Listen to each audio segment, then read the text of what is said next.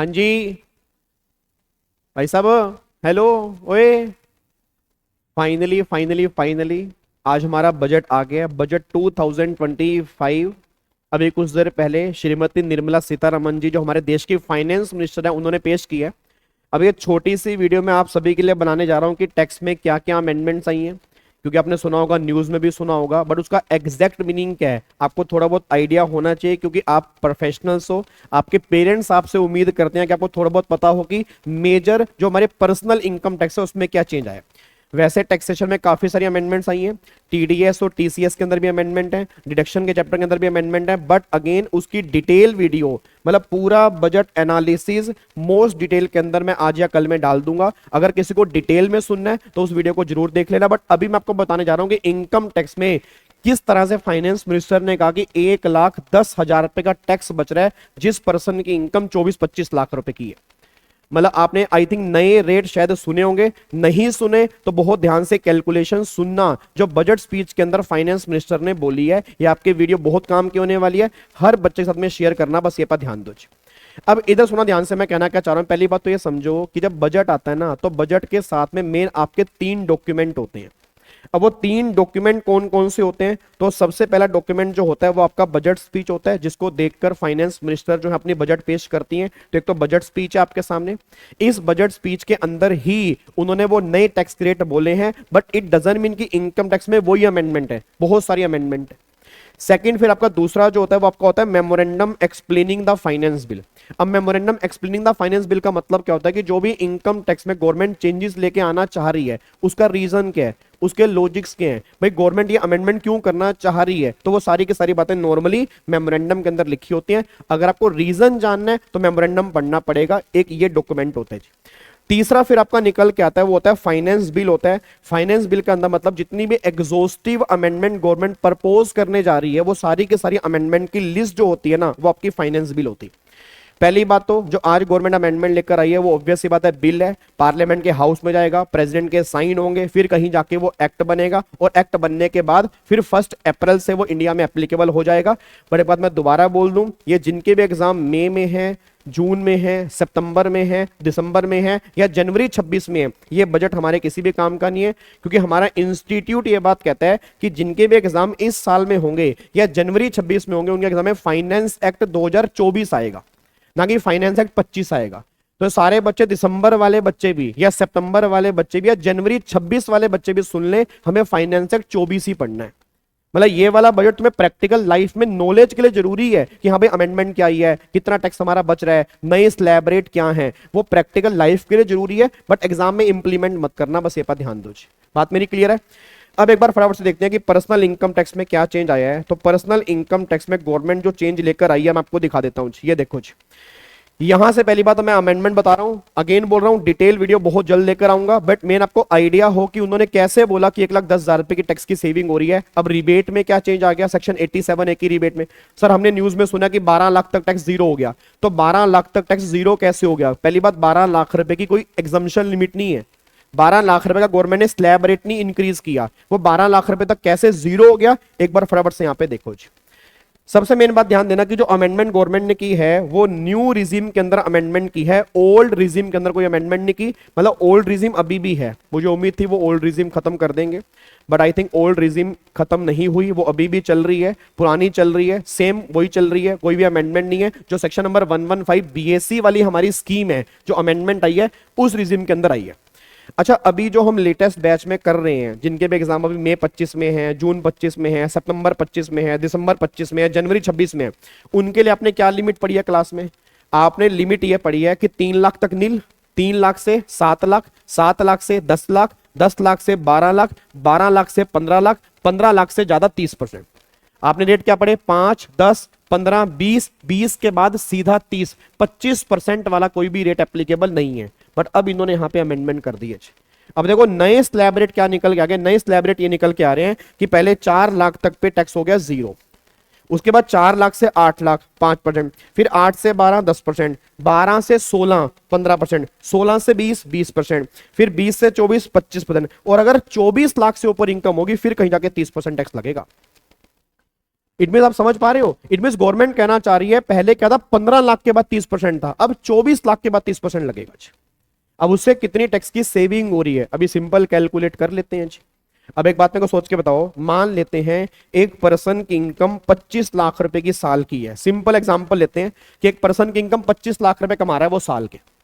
अब अगर अभी बात करता हूं जो हमने अभी नए वाले रेट पढ़े फाइनेंस एक्ट 24 के जो हमारे एग्जाम में एप्लीकेबल हैं, तो 25 लाख पे वो कितना टैक्स पे करेगा, तो 15 लाख से ऊपर उसकी इनकम कितनी है 10 लाख, तो 10 लाख का 30% और 15 लाख तक कितना बनता है 1,40,000, इसमें 1,40,000 जोड़ दूंगा तो यह टैक्स बनेगा 4,40,000 रुपए का टैक्स बनेगा अगर उसकी इनकम 25 लाख रुपए की है, जो फाइनेंस एक्ट 24 के टैक्स रेट है जो हमने पढ़े हैं।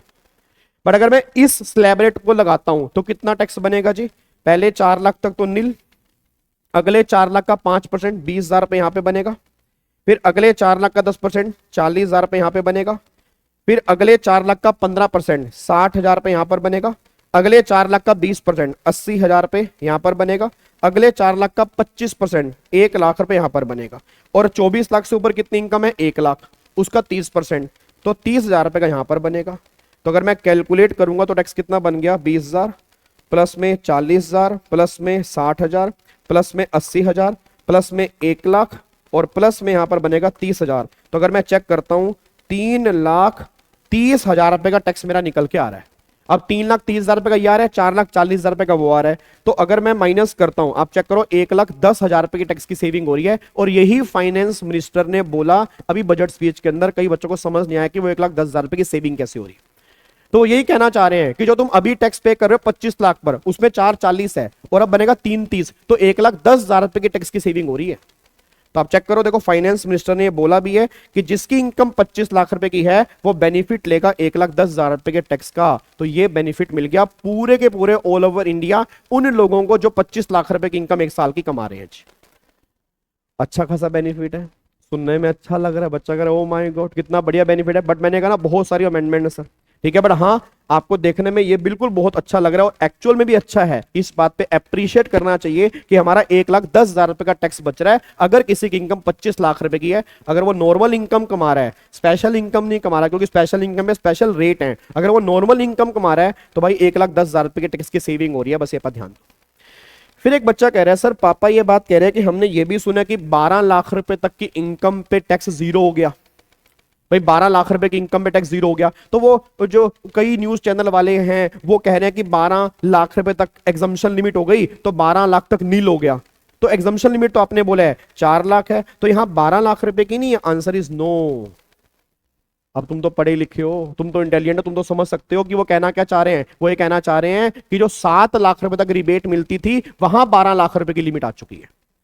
मतलब पहले 7 लाख पर, अब याद करो रिबेट की लिमिट क्या थी, जितना टैक्स बना और 25,000 विच एवरेज लेस। अब अपने बोल दो, अब एक बार ऐसा करना, अगर किसी की इनकम 12 लाख रुपए की है, अगर वो न्यू रेट यूज कर रहा है तो 12 लाख की इनकम पर टैक्स कितना बनेगा 20 और 40 कितना बनेगा 60। अब 60,000 बनेगा तो रिबेट की लिमिट अब कितनी हो चुकी होगी 60,000 रुपए की हो चुकी होगी। तो मतलब जिसकी नॉर्मल इनकम, आपको मैं ध्यान से बताऊं फाइनेंस मिनिस्टर ने साफ साफ बोला है जो 12 लाख रुपए तक की नॉर्मल इनकम कमाएगा, स्पेशल इनकम की बात नहीं कर रहे हो, स्पेशल इनकम छोड़ दो क्योंकि स्पेशल इनकम में स्पेशल रेट है। जो 12 लाख रुपए की नॉर्मल इनकम कमा रहा है उसका टैक्स हो गया जीरो, क्योंकि 60,000 रुपए की उसको रिबेट मिलेगी जो टैक्स बनेगा और 60,000 विच एवरेज लेस। अब इस बात को मैं वेरीफाई करता हूं, आपको मैं दिखाता हूं फाइनेंस बिल।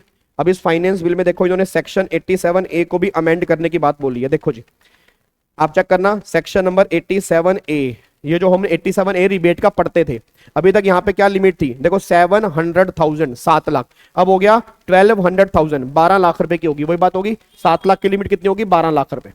फिर लिमिट पढ़ते थे 25,000 रुपए, देखो 25,000 रुपए, अब ये हो चुकी है 60,000 रुपए, तो 60,000 रुपए तक की रिबेट मिलेगी क्योंकि 12 लाख की अगर नॉर्मल इनकम है तो टैक्स बनता ही कितना है 60,000, और 60 की मुझे रिबेट मिलेगी, टैक्स हो गया जीरो। इस तरह से 12 लाख रुपए की इनकम पे टैक्स जीरो बनेगा रिबेट के बाद। कोई 12 लाख रुपए की थ्रेशोल्ड लिमिट गवर्नमेंट ने इशू नहीं की है।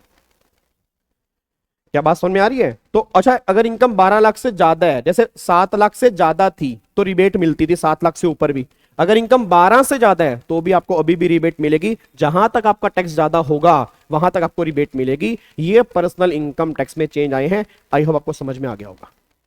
और अगर आपको डिटेल एनालिसिस चाहिए ऐसे ही तो प्लीज सारे बच्चे कमेंट करना कि आपको डिटेल एनालिसिस चाहिए नहीं चाहिए, और इस वीडियो को बहुत प्यार देना, शेयर करना, लाइक करना, हर जगह पहुंचाना कि एक्चुअल में कैलकुलेशन किस तरह से है, वो ये रियल कैलकुलेशन है, ठीक है ना, ये रियल कैलकुलेशन है। तो ये आपके सामने जो नए रेट निकल के आ रहे हैं वो ये है, इस तरह से हमें टैक्स कैलकुलेट करना होगा अब आने वाले टाइम में। बट अगेन ये अमेंडमेंट हमारे एग्जाम में किसी काम की नहीं है, बट पापा को बता देना कैलकुलेशन होगी कैसे, ठीक है।